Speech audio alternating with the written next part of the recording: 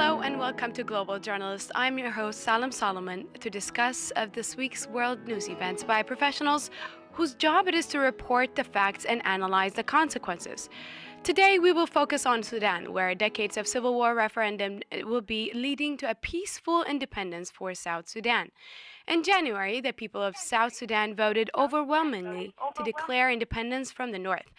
But as those celebrations died down in recent weeks, the reality of autonomy is sinking in. Upon independence, the South Sudan will have less infrastructure and fewer established institutions than any state in modern history. Furthermore, clashes in recent weeks that erupted between the South Sudan army and rebel militants are stoking fears of civil war. So, will South Sudan be able to peacefully secede from the north? And what will the role of freedom of the press play in South Sudan's future? Our guests to further discuss this topic, will include Dr. Abdullahi Ibrahim, Emeritus Professor of History at the University of Missouri and Sudanese presidential candidate during the 2010 election, Peter Martel, South Sudan correspondent for Agence France Presse and the BBC. He's joining us on the phone from Juba.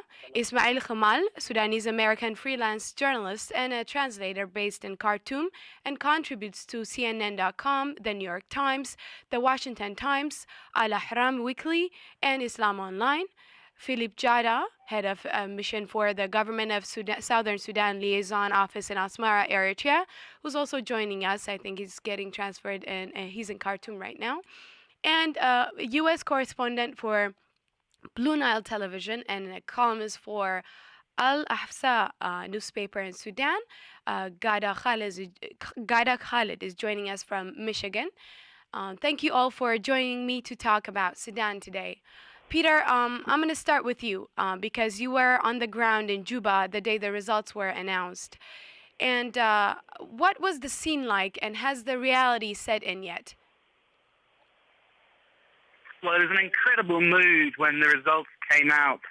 Because the referendum was on 9th of January, it took around about a month until the 7th of February for the actual results to come out. But everyone sort of knew the results almost as soon as they'd voted, simply because people on the streets were so overwhelmingly voting for independence.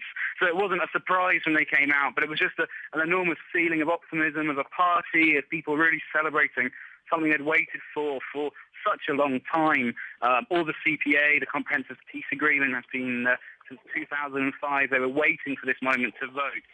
Has reality set in? Well, people are still extremely enthusiastic, but I think they're beginning to realise the enormous challenges ahead for this new country to be. Oh, okay. So as I noted earlier, Southern Sudan has very little in the way of infrastructure and healthcare, civilian institutions than any nation in recent history. So do you get the sense that people are ready to build this country from the ground up?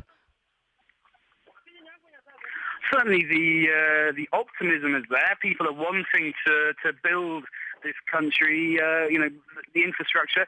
It's just that people are starting from really the rock bottom. The war, as you said, destroyed all the infrastructure here.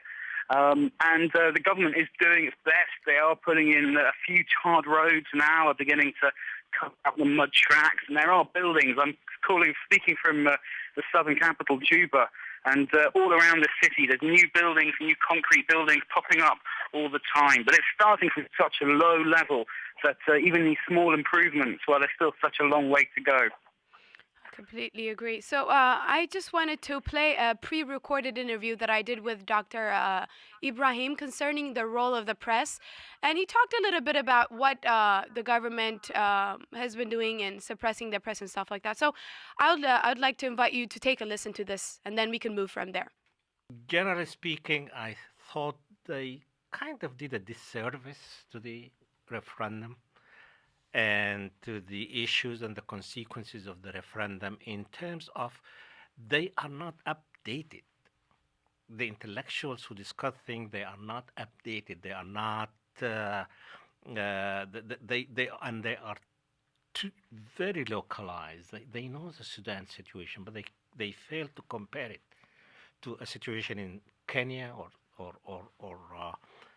gold, or Ghana or anywhere, or even places like Yugoslavia. So they when they talk, for example, about the debt, how are we going to share the debt with Southern Sudan, or about say the identity of the two regions and the documents related to that, I rarely hear something insightful, comparative. It is just people at loggerheads. The press, on the other hand, because of all the cultural problems it has in updating, in looking at things, tends to be agitational. That is also something that I really need to emphasize. The press, for lack of clarity, for lack of ability to do editorial work and to do research work, they tend to compensate for that by being agitational, and that is where the government starts to get them and impose all these kind of restriction on them. Thank you for listening to that. So now, Philippe, I'm going to go to you. You're in Khartoum, and I know you follow press coverage very closely in both the North and the South. What role do you think the press played in the referendum for independence, or did they do a good job of getting timely, accurate information out to the public? Well, it depends really where you are when you come to the press, whether you're in Khartoum or whether in the South. The previous speaker told you that, the infrastructure in the South has been very poor. And really, it's just like the press is being set up during the last 5 years. And of course, to a big extent, we have a lot of capacity. And most of the well-trained, of course, journalists from the South are still working in the diaspora and have not made it up to come back home. So some of the journalists that we have are not really that well trained. That is why you have most of news which is agitational, and sometimes the government really feels concerned and they feel that they have to watch out, and because if this press gets out of the way and society which is not developed and illiterate, the press can become counterproductive, Yeah.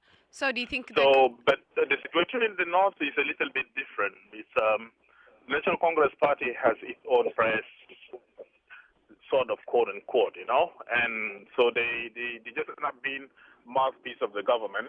And these are, if you report news items that are of the government, of course you are allowed to, but there is nothing really like a free press in the North, because the news are all censored. And then every night, midnight, the national intelligence and security apparatus have to go to come and see what news is being produced. If they're not happy about any item, then they'll ask you to remove it, and then replace it. So this is really the situation of the press that you have in Sudan now, because Sudan is still one country.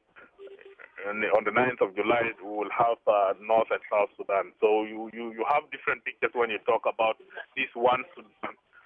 Oh, so you think the coverage was drastically different in the North compared to the South?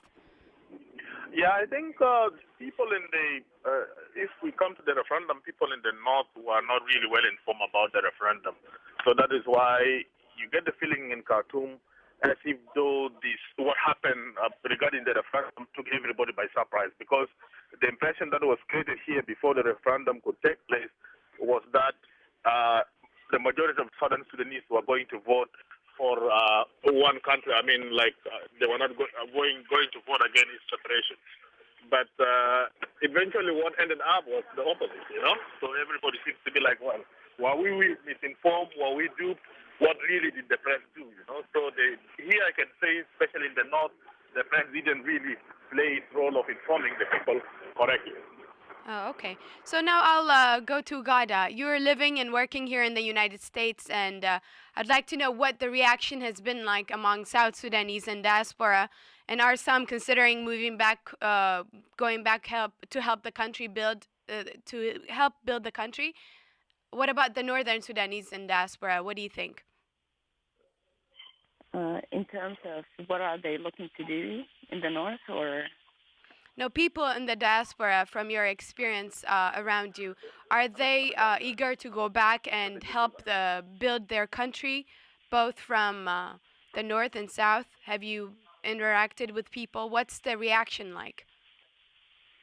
But the reaction was mostly mixed. If you talk to people from Southern Sudan, there's all the feelings of the joy and happiness and victory. But if you talk to people from the north, it's mostly of sadness, ashamed that we were not able to keep the Southern part, or we were not able to keep the country united. The idea of going back, I did not see the referendum changing a lot of perspectives from the Northern Sudanese people here. So when we hold conversations, it's mostly about the situation and what's going on and what's taking place in Sudan. But there are no feelings of we should go and rebuild the northern part.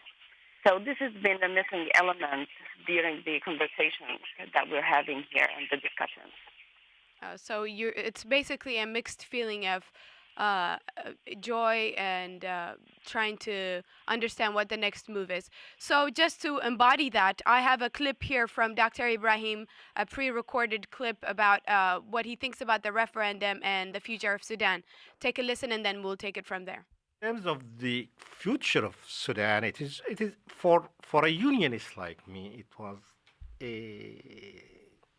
a disappointment.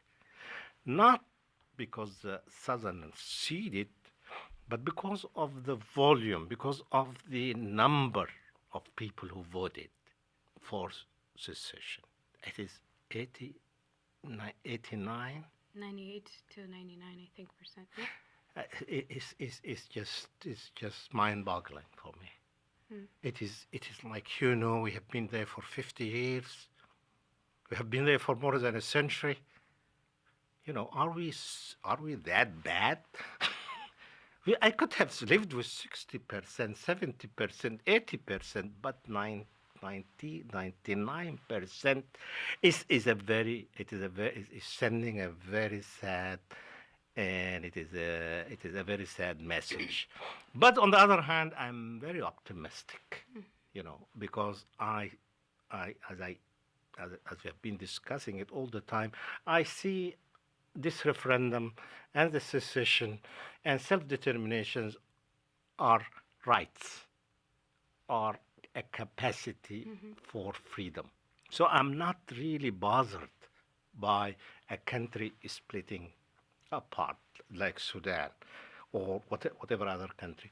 I think self-determination is a right, and and those people who would like to exercise this right, you have nothing to stop them. You can't stop them. So we are back to the question of self-determination.